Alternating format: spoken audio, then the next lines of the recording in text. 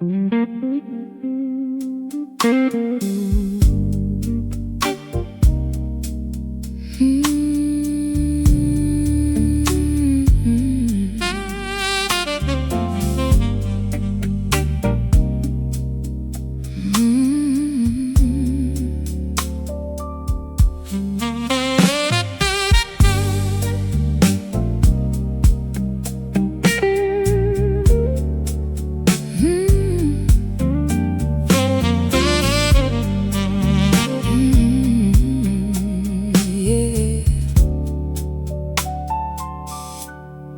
Bluebird laundromat stays open 24 hours every day. Across from the bus depot downtown, where the city never quite sleeps. I stopped in close to midnight with a basket full of work clothes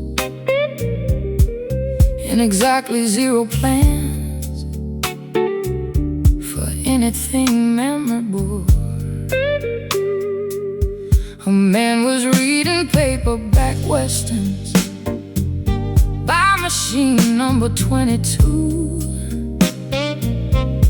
feeding quarters into dryers like he had nowhere else to be. He looked up and asked politely if I'd finished with the detergent. And somehow 40 minutes later, we were discussing our lives. Bluebird laundromat, under flickering fluorescent light, where strangers fold their laundry and occasionally their burdens too. Bluebird laundromat, spinning circles through the night. Funny where a little conversation can change your direction.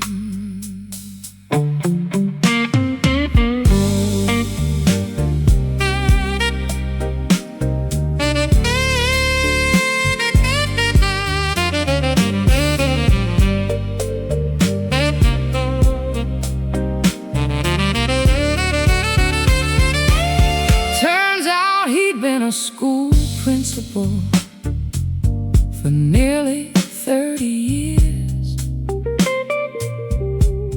Retired 2 summers ago and still waking up at 6. I told him about my bookstore job and the dog that owned my sofa. He laughed harder than necessary at every story I told.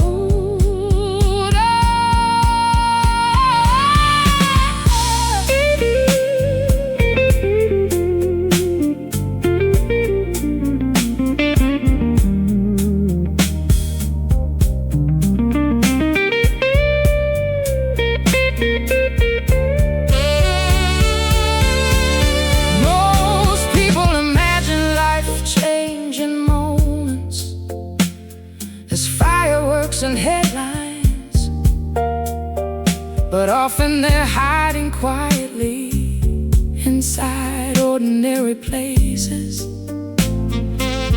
A plastic chair, warm, drier air, and somebody willing to listen when the world feels too loud outside the window. Bluebird laundromat, still blowing in my memory, not because of the building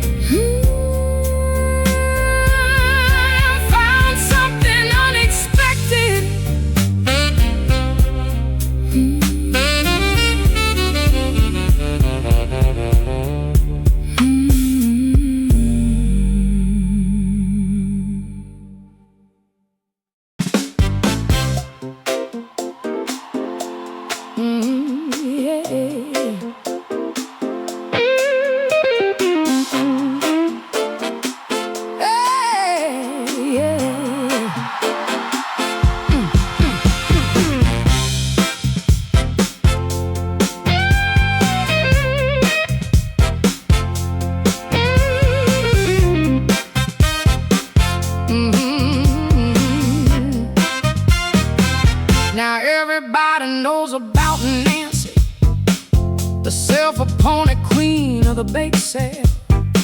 She won 3 blue ribbons running and mentioned it every chance she got. Last spring she told the newspaper nobody could touch her cherry pie, then smiled directly at me, like she wanted a response. Well, I wasn't looking for trouble, but trouble came looking for me. So I spent 6 straight Saturdays perfecting a family recipe. My kitchen looked like a science lab, flour covering every surface. Even the dogs smelled like cinnamon for nearly a month. Yeah. Cherry pie revenge, sweetest comeback ever made. No shouting, no arguing, just pastry on a plate. Oh, cherry pie revenge, serve warm on Judging Day. Sometimes victory tastes better with whipped cream on top. Hey!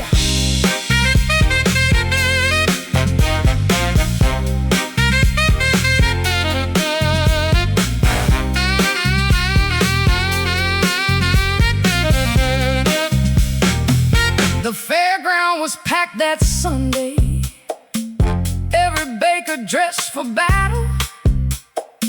Nancy arrived carrying her pie like it was the Olympic torch.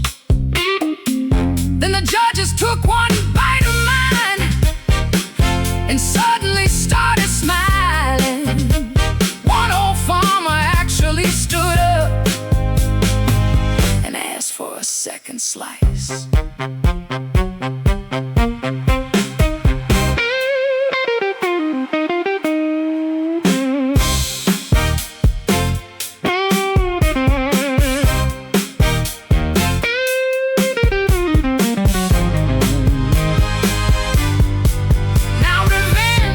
It's a bad reputation, and maybe that's fair enough.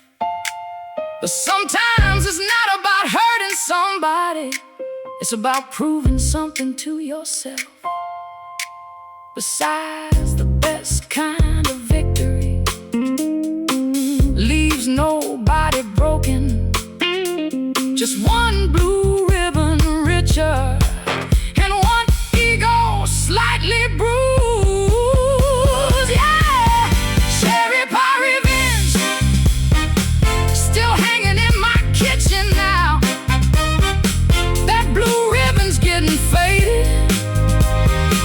But the story somehow isn't. Ah, cherry pie revenge, best lesson I ever learned. Never underestimate a woman with an old recipe book. Yeah, never underestimate a woman with an old recipe book.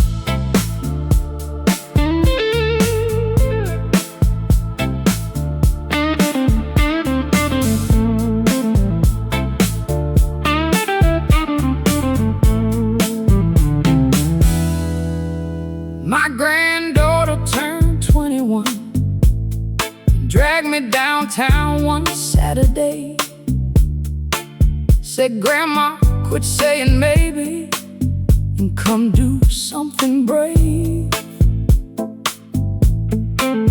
I told her bravery was raising children, working double shifts alone, not sitting in a tattoo chair at 67 years old. She laughed and pointed at a picture of a dandelion in the wind, tiny seeds floating toward the horizon like they didn't fear a thing. The artist asked me what it meant. I stared out the window for a while, then said, "Starting over, more times than I can count. Dandelion tattoo scattered across my skin, every little seed a chapter where I've been. Dandelion tattoo dancing when the sunlight hits, a reminder that surviving can be beautiful as this.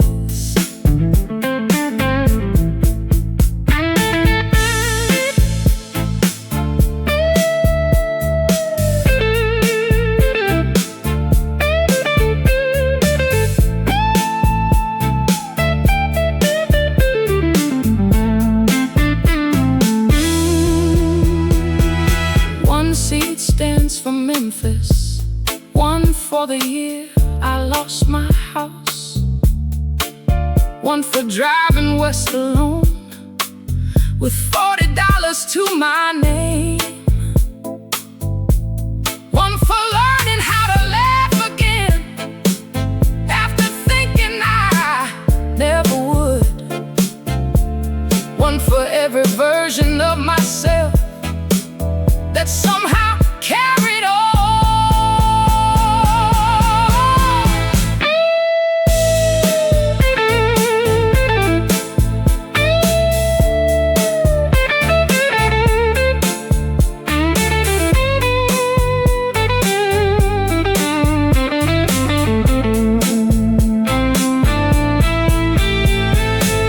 People keep talking about roots, like staying planted is the goal, but dandelions travel farther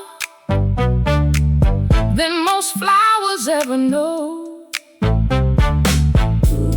Maybe some hearts are meant to keep finding new skies, not because they're lost, because they're alive.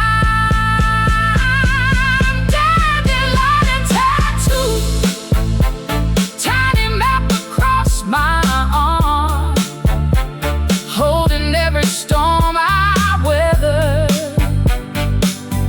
every place I go. Dandelion tattoo, growing more meaningful with time, just like every scar that taught me how to shine. Yeah, just like every scar that taught me how to shine.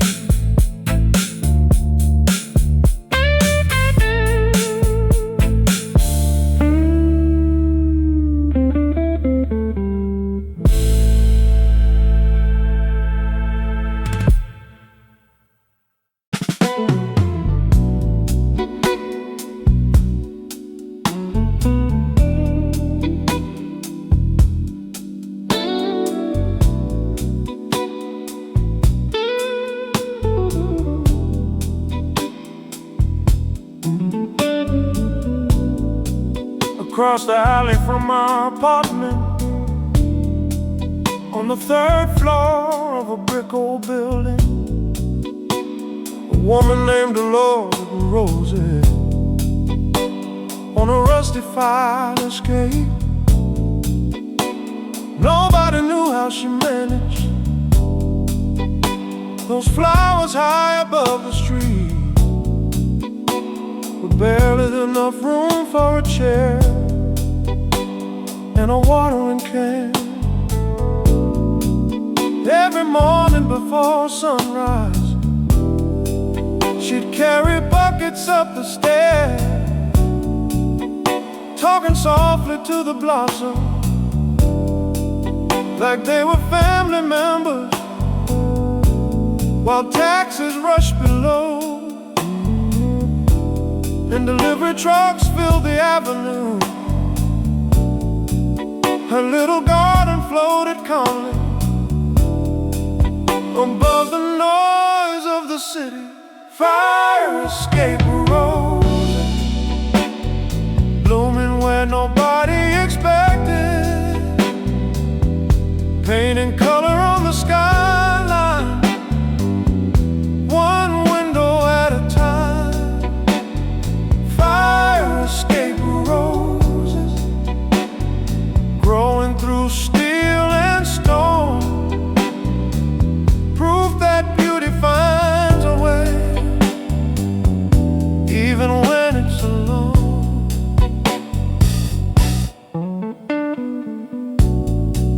One spring she handed me a cutting wrapped in yesterday's newspaper. Said everything worth keeping alive needs patience and sunlight. I planted it beside my kitchen window, not thinking much would happen. But by July the first red bloom arrived, like a handwritten letter.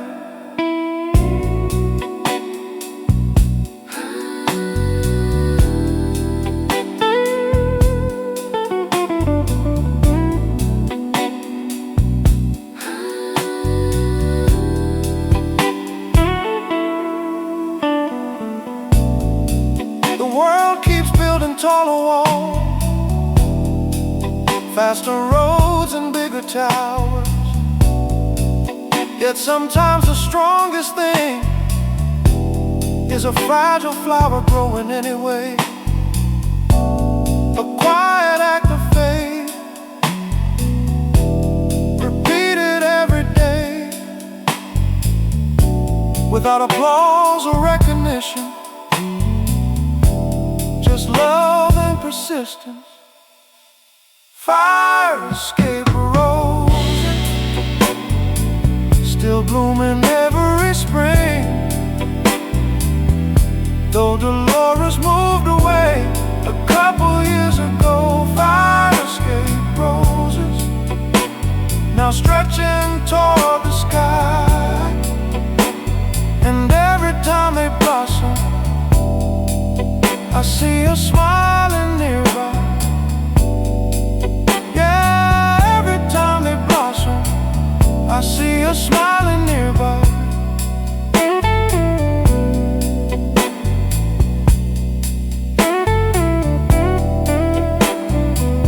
I see a smiling nearby.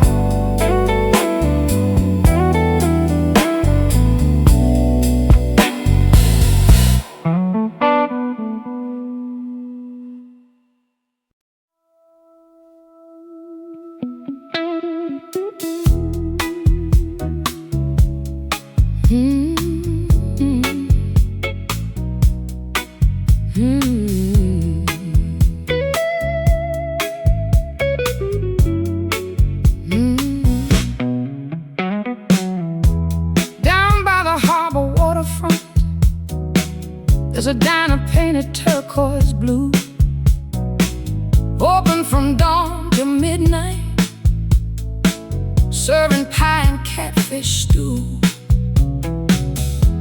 In the corner sits a jukebox, chrome shining under neon light, still playing 40-year-old records every single night.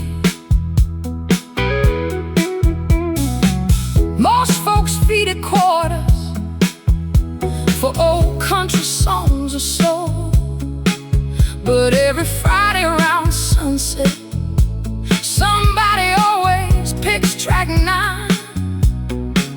Nobody knows who started it or why it became tradition. Yet the whole room starts singing before the chorus even arrives.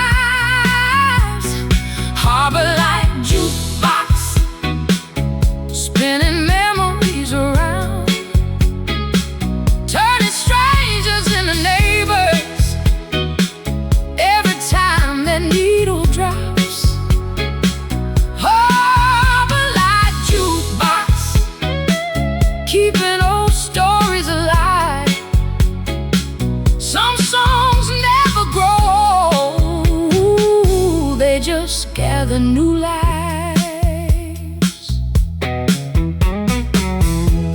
One summer a young waitress asked why everyone knew the words. An old shrimp boat captain smiled and pointed toward the harbor. Said that song played the night half this town came home safely. After a storm nobody thought they'd ever survive.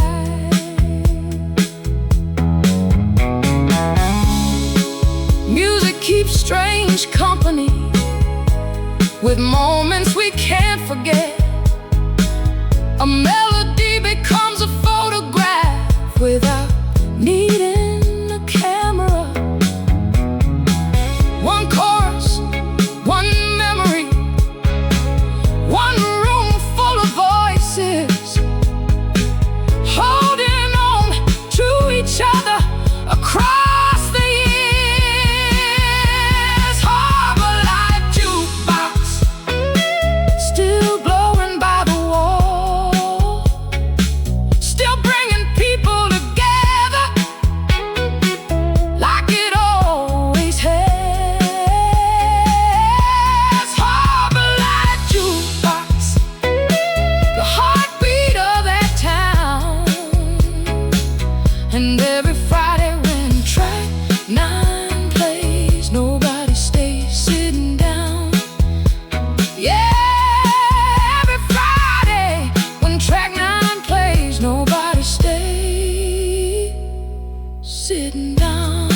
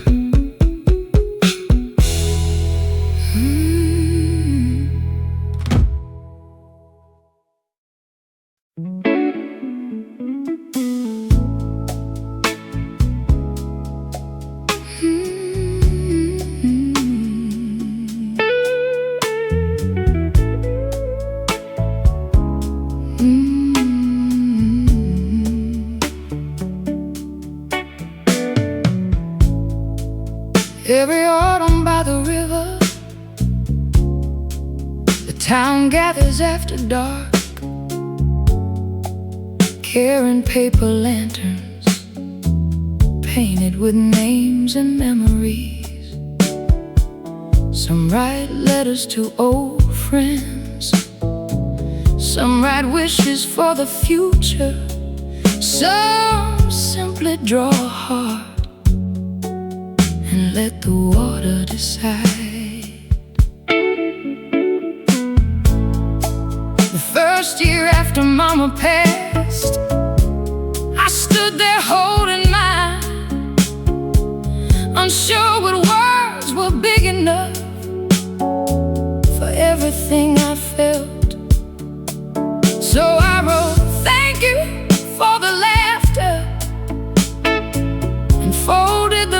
paper shut, then watch that little lantern join 100 others downstream. Lantern boat Sunday, floating beneath the stars. Tiny lights carrying stories farther than we are. Lantern boat Sunday, glowing softly in the night, reminding every heart that love still travels. An old fisherman beside me released one for his brother. A little girl sent hers to a dog she loved for years. For a while nobody heard, nobody checked the time. We just watched those lights drift slowly like a moving constellation.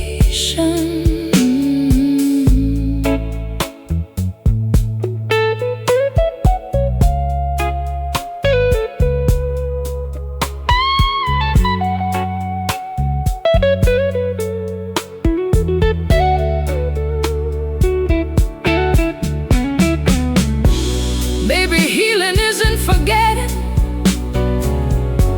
Baby, that's never the goal. Baby, it's learning how to carry the weight without losing yourself.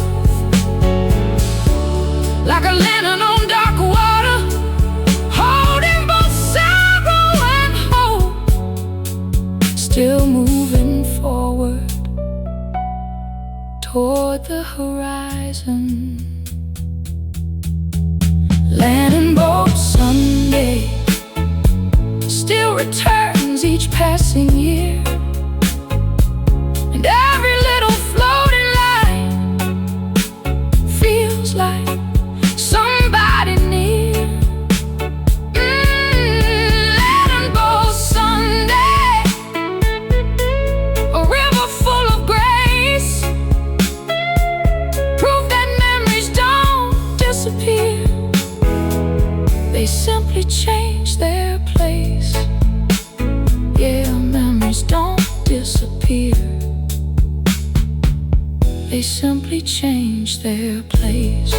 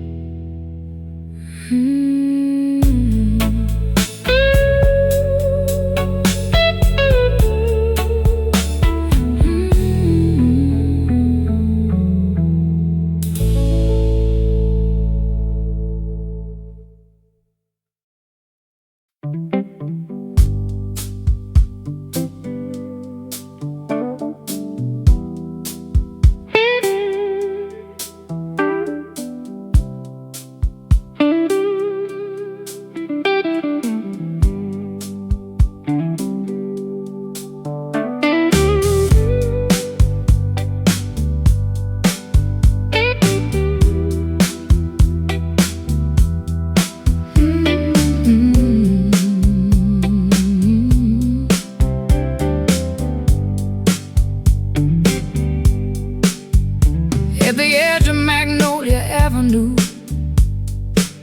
there's an old bus stop bench, paint peeling from the wooden slats, like a photograph fading away. Most people only pass through on their way to somewhere else, but for nearly 40 years I knew somebody who never missed it. His name was Charlie Parker, not the famous one he'd joke, a retired postal worker with suspenders and a crooked smile. at 9:30, he'd sit beneath the magnolia tree, waiting for the city bus, though he rarely needed to ride. Magnolia bus stop, holding pieces of a life, where routines become memories before we realize. Magnolia bus stop, beneath those blooming trees, some places keep a person's story long after they leave.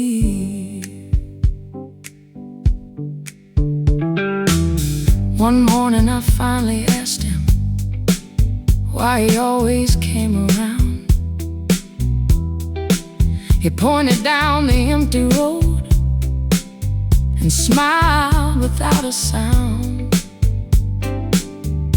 then said, "This is where I met my wife back in 1962.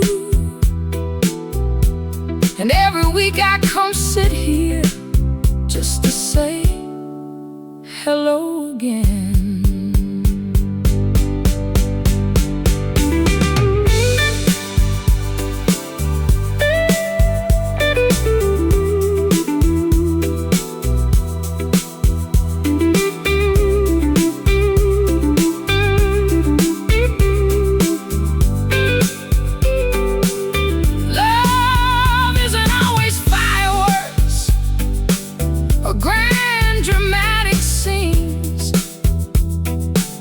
Sometimes it's showing up faithfully for things nobody else sees. A bench, a street corner, a place tied to a memory, keeping a promise quietly across the decades. Magnolia bus stop, still standing there today, though Charlie caught his final ride a couple years away. Magnolia bus stop, when spring returns each year, I sit there for a little while and feel him somewhere near. Yeah, I sit there for a little while and feel him somewhere near.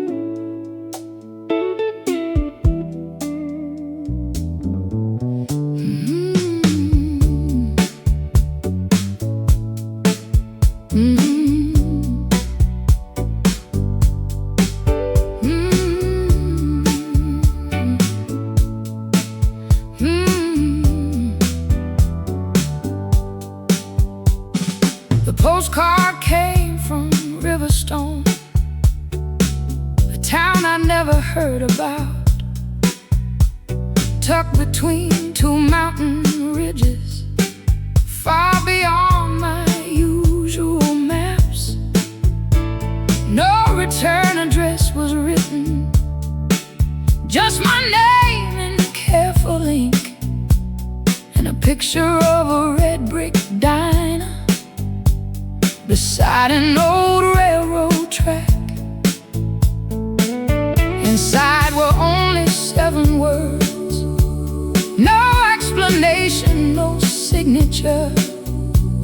Thought you'd like this place someday. Nothing more than that. For 2 straight weeks I wondered who could have sent the thing. Then one Friday morning I packed a bag and left. Riverstone postcard, calling from a place unknown. Sometimes life leaves breadcrumbs, leading somewhere new. Riverstone postcard, folded in my jacket pocket, a little paper invitation to trust the road ahead.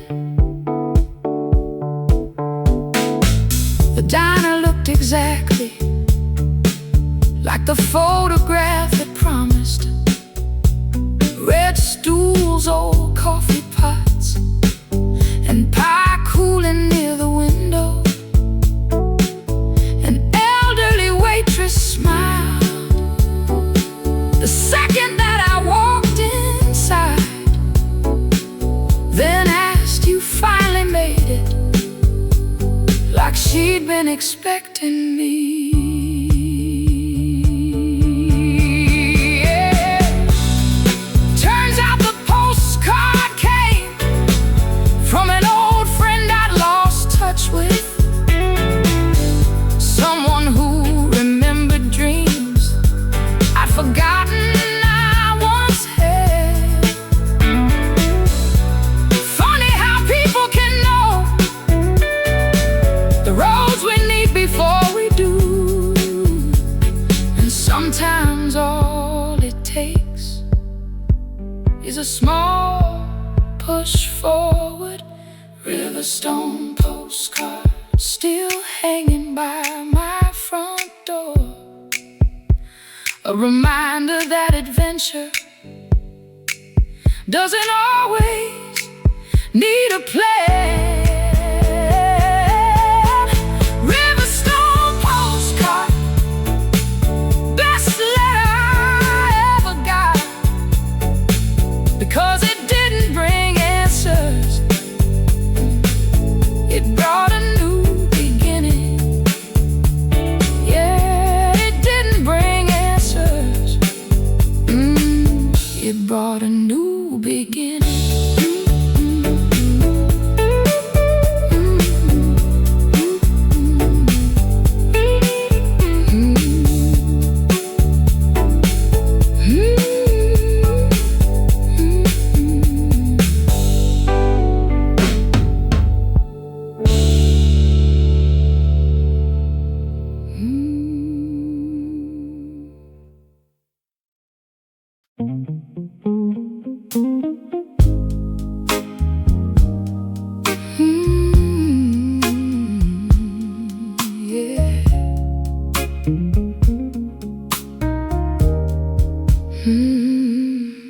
Above the counter, sapphire diner, hung a clock nobody trusted. Always running 7 minutes slow. Since sometime back in '89, customers joked about replacing it. The owner always shook his head, saying that clock's part of the family, and left it right where it was. Truckers missed appointments by minutes. Tourists nearly missed their buses. Teenagers blamed that old clock for arriving late to school. Yet somehow every regular adjusted their lives around it, like the whole diner shared its own little time zone.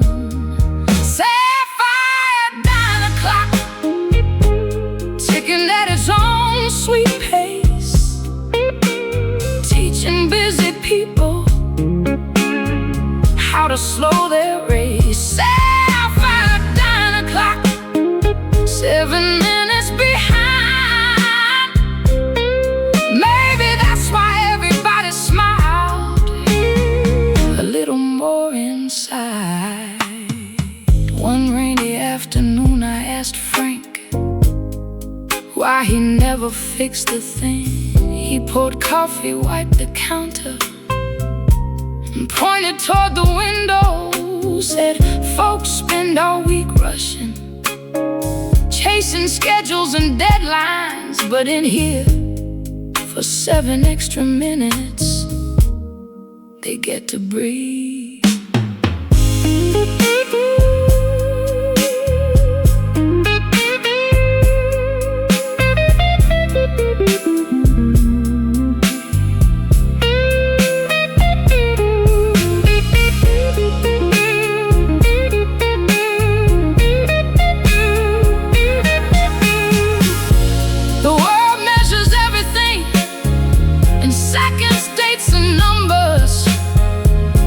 But some of the best moments don't fit inside a calendar.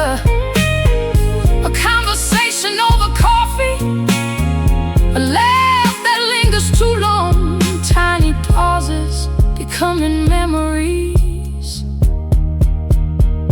Before we notice, sapphire dine o'clock, still hanging there today, still giving tired strangers a few extra moments to stay. Sapphire and 9 o'clock, the slowest clock in town.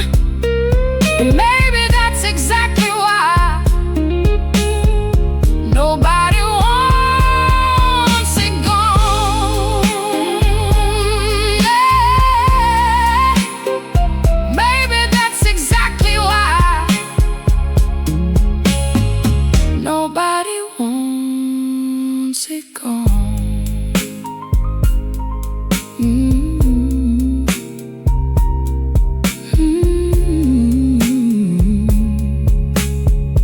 Nobody wants it gone.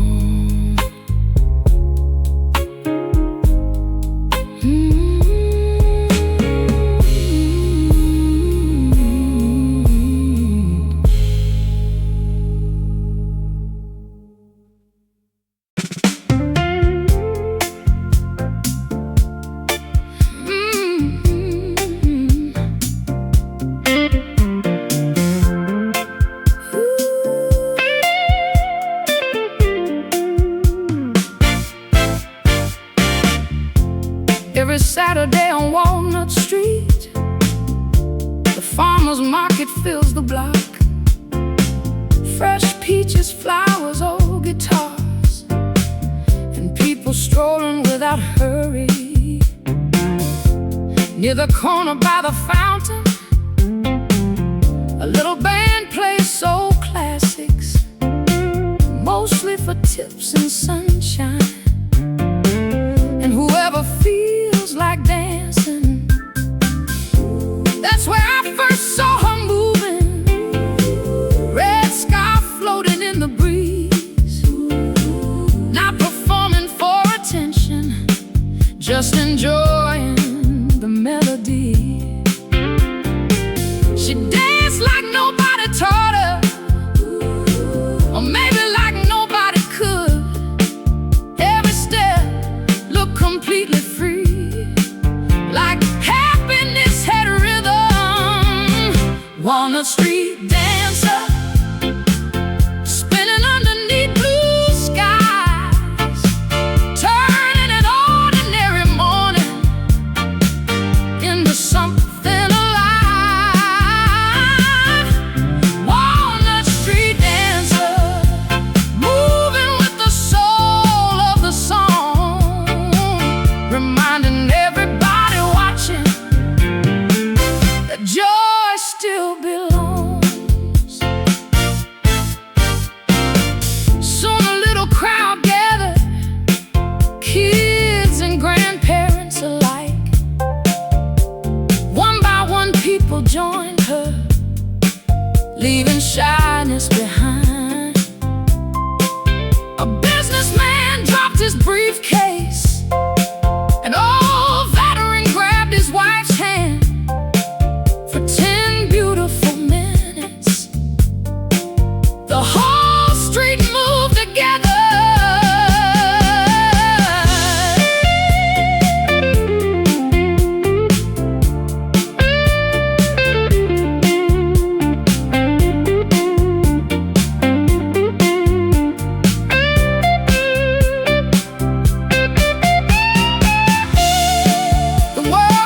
giving lessons about deadlines and responsibilities. But every now and then, someone teaches a better one, that life isn't only surviving or crossing items off a list.